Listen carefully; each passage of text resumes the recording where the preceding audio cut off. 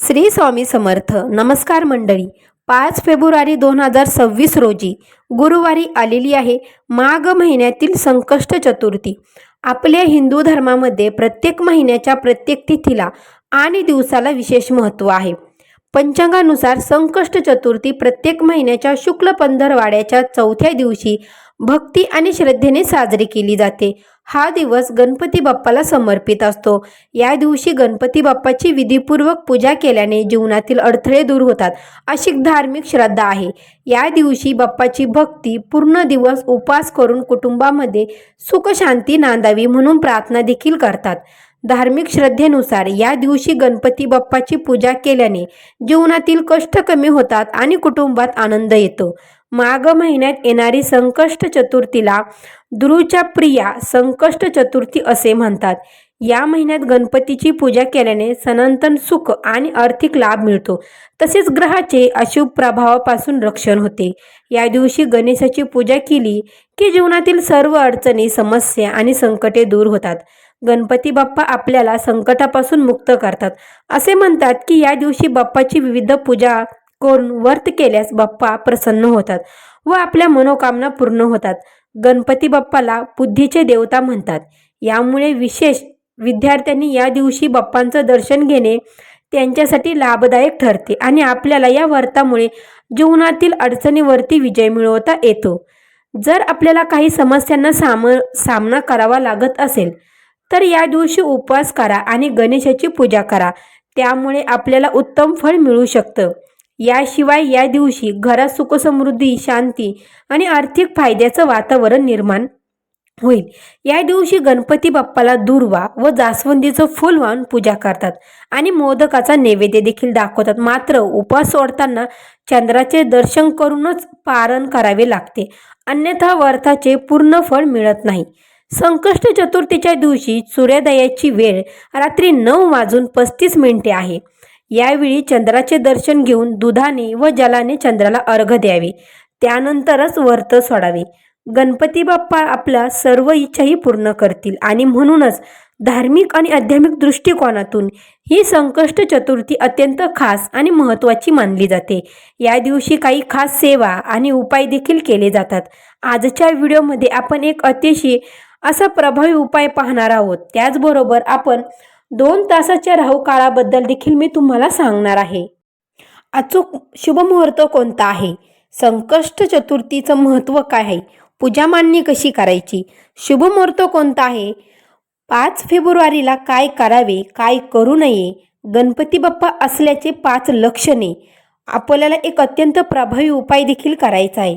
हा उपाय केल्याने 7 पिढ्यांचे दारिद्र्य नष्ट होईल, कर्ज फिटेल, गरिबी संपेल आणि प्रगती होईल, पितृदोष देखील नष्ट होईल.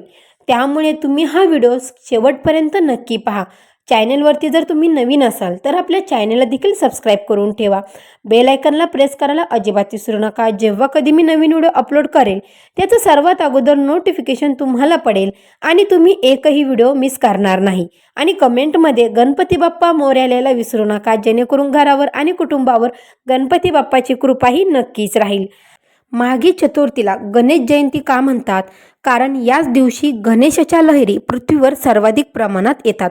पण अनेकांना माहिती नाही की याच दिवशी पितृदोष शमवण्याची ताकदही असते. ज्यांच्या घरात सतत आजारपण असतात किंवा ज्यांना कर्जाचा डोंगर झाला आहे त्यांच्या घरात पितृदोष असू शकतो. उद्या बाप्पा प्रसन्न मुद्रा धारण करून भक्तांच्या घरी येतो. पण जर तुमची पितरांची सावली तुमच्यावर असेल तर बाप्पांचा आशीर्वाद घरच्या उंबरठ्यात अडकून पडतो. म्हणूनच आज आपण पाहणार आहोत की बाप्पाच्या जन्म महोत्सवाच्या दिवशी पितरांना कसं तृप्त करायचं आणि गरिबाची पाश कशी तोडायची. 5 फेब्रुवारी 2026 रोजी राहू काळ दुपारी 12:42 सुरू होईल आणि दुपारी 2:06 संपेल. राहू काळ म्हणजे अंधाराचा आणि ब्रह्माचा काळ.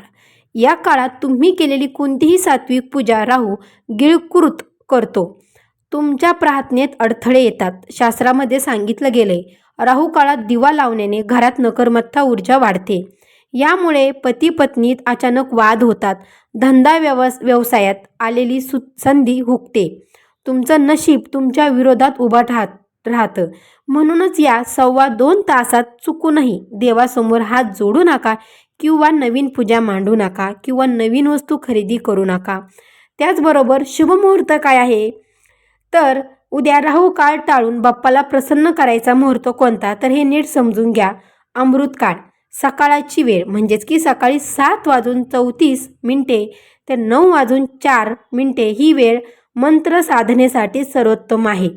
मध्यम पूजा, मुख्य मुहूर्त सकाळी 11:35 ते दुपारी 12:40 पर्यंत. लक्षात ठेवा, 12:42 राहू काळ लागतोय.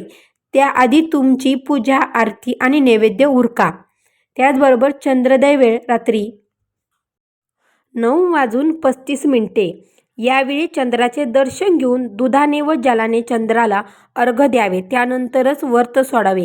गणपती बाप्पा आपल्या सर्व इच्छाही पूर्ण करतील. म्हणूनच धार्मिक आणि आध्यात्मिक दृष्टिकोनातून ही संकष्ट चतुर्थी अत्यंत खास आणि महत्त्वाची मानली जाते.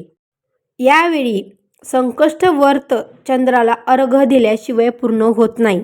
म्हणून तुम्ही चंद्राकडे पाहून आपल्या कुलदेवांचं देखील स्मरण नक्की करा.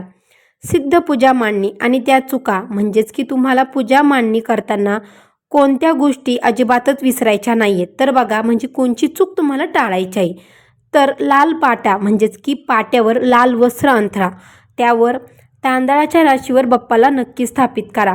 दुर्वा, बाप्पाला 21 दुर्वा अर्पण करा, पण त्या हळदीच्या पाण्यात भिजून मगच अर्पण करा. यामुळे कुंडलीतले बुधग्रह बलवान होतो आणि गरिबी नष्ट होते. तर काय करायचं आहे, काय टाळायचं आहे, उद्या घरात कोणाशीही तुम्ही भांडू नका, वाद घालू नका, कोणालाही अपशब्द देखील बोलू नका. चामड्याच्या वस्तू म्हणजेच की चामड्याच्या ज्या वस्तू असतात पूजेपासून लांब ठेवा. जसं की चामड्याच्या जे देखील वस्तू असतात ना, ते बाप्पांच्या मूर्तीपासून घरातून लांब ठेवा.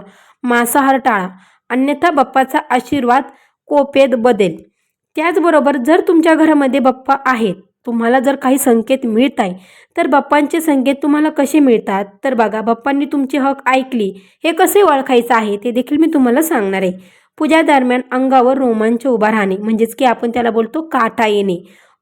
आपण जेव्हा गणपती बाप्पाची पूजा करतो, अचानक आपल्या अंगावर काटा येणे, अचानक अगरबत्तीशिवाय गुलाबाचा व चंदनाचा सुवास येणे, घराजवळ लहान मुलांचे हसणे ऐकू येणे, दिव्याच्या ज्योतीत अचानक शांतपणे उच्च होणे, दिव्याच्या ज्योतीत जास्वंदीचं फूल तयार होणे, मनातली एखादी जुनी भीती अचानक नाहीशी होणे, हे संकेत मिळाले तर समजा बाप्पा तुमच्या घरात प्रकटलेले आहे.